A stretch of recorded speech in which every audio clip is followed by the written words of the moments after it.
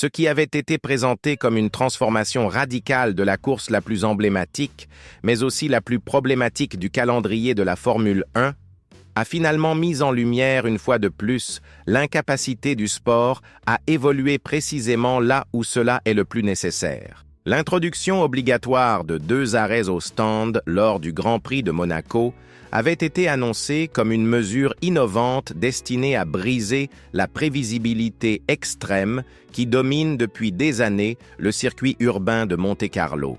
On espérait qu'elle rendrait la course plus dynamique, qu'elle pousserait à des stratégies de pneus plus audacieuses, à davantage de dépassements et à une pression accrue sur les pilotes, les forçant à prendre des risques pour gagner des positions. Mais en réalité, ce que nous avons vu n'a pas dévié de ce que nous connaissons depuis des décennies. Ce qui s'est déroulé dans les rues étroites de la principauté ressemblait plus à une partie d'échecs qu'à une véritable compétition. Les voitures avançaient comme figées, selon des règles strictes, sur un échiquier urbain étroit. Les dépassements, déjà rares à Monaco, étaient pratiquement impossibles. Les stratégies, censées créer du suspense, ont été neutralisées par les limitations physiques du circuit.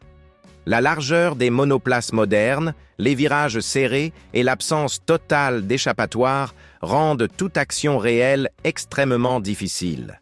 Le résultat fut une course statique, où les 4 premiers ont franchi la ligne d'arrivée exactement dans l'ordre établi dès les premiers tours. Même la nouvelle règle des 2 arrêts n'a rien changé. Malgré cet échec à générer du spectacle, Monaco continue d'être présenté comme le joyau du calendrier. Mais aujourd'hui, ce prestige tient davantage au luxe des yachts et aux célébrités qu'à l'essence même de la compétition. Quand on voit une McLaren, une Ferrari et une Red Bull tourner à quelques centimètres les unes des autres pendant plus de 70 tours sans aucun changement de position, la frustration devient inévitable. Et cela pose une question inconfortable que peu osent formuler clairement. Monaco a-t-il encore sa place dans la Formule 1 moderne? La victoire de Lando Norris, bien qu'importante sur le plan personnel, n'a pas été gagnée en piste, mais simplement parce que personne n'a pu le dépasser. Pourtant, ce fut un moment crucial dans sa carrière. Il a réduit l'écart avec son coéquipier Oscar Piastri à seulement 3 points, ravivant une bataille interne chez McLaren. Charles Leclerc, héros local, a une nouvelle fois offert une performance solide, mais n'a rien pu faire face aux contraintes du circuit. Max Verstappen, pourtant habitué à briller dans les conditions les plus difficiles, a terminé 4e malgré une stratégie audacieuse de Red Bull, qui a repoussé son dernier arrêt à l'avant-dernier tour dans l'espoir d'un incident qui n'est jamais survenu. La frustration ne venait donc pas d'un manque de volonté, mais d'une incapacité physique à faire la différence. Le tracé étroit, bordé de barrières, empêche tout dépassement sans risque majeur. Norris, Leclerc, Piastri et Verstappen, tous capables de produire des duels spectaculaires, sont restés prisonniers du dessein du circuit. La Formule 1, dans ce contexte, ressemble davantage à une démonstration de précision technique qu'à une véritable épreuve sportive. Martin Brundle, ancien pilote devenu commentateur pour Sky Sports, a résumé ce malaise en déclarant que ces règlements transforment les courses en un simple jeu stratégique. Selon lui, la Formule 1 devrait être le sommet du sport automobile, pas une procession contrôlée. Ces propos ont trouvé un écho particulier au vu de ce qui s'est passé dans le peloton, où certaines équipes ont manipulé le règlement avec ingéniosité, mais sans réel panache.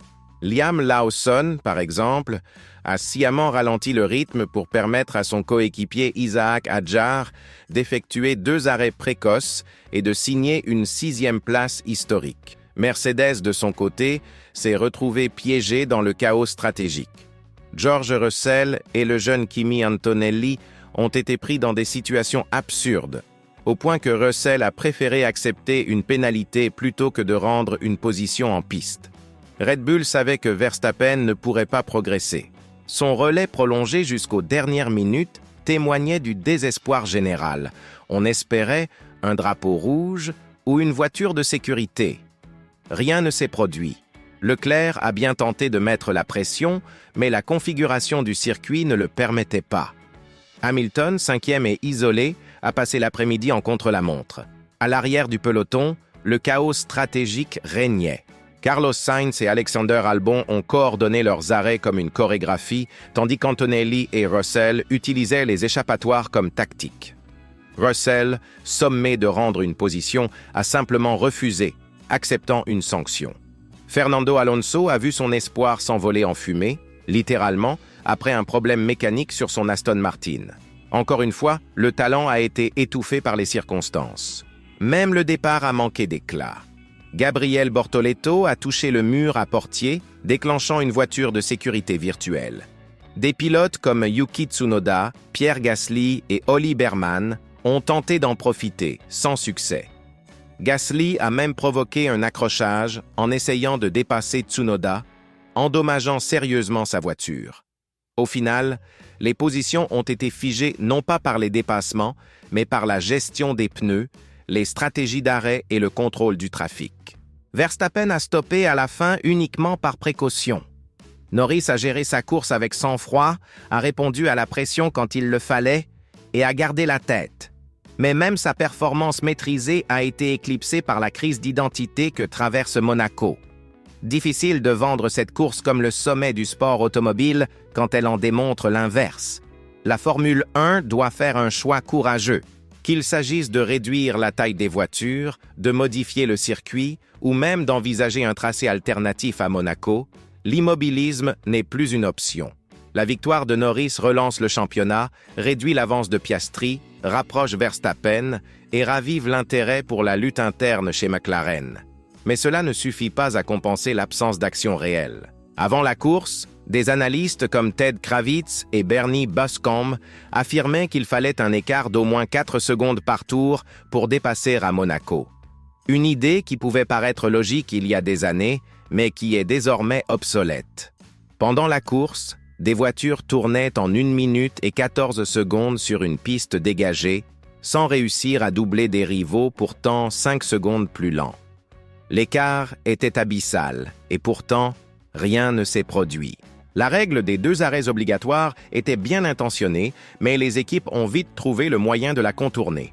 En ralentissant volontairement, en créant de larges écarts, elles ont figé la course à leur avantage. Peut-être est-il temps pour la FIA d'imposer un temps minimum par tour pour éviter ces abus. Concernant le tracé, certains proposent de supprimer la chicane du port, d'étendre la ligne droite ou d'introduire une nouvelle courbe près du quai. D'autres évoquent un ancien tracé avant Portier. Mais la sécurité et la tradition restent des freins majeurs. Ce problème n'est pas nouveau, mais il n'a jamais été aussi urgent. Le Grand Prix de Monaco garde un éclat symbolique, mais a perdu sa valeur sportive. Ce que nous avons vu, c'était un spectacle visuel, pas une véritable compétition. Tant que les règles, les voitures et les circuits ne fonctionneront pas en harmonie, aucune tradition ne pourra masquer cette vérité. Ce week-end a été un signal d'alarme. Le changement doit être profond, réel et rapide.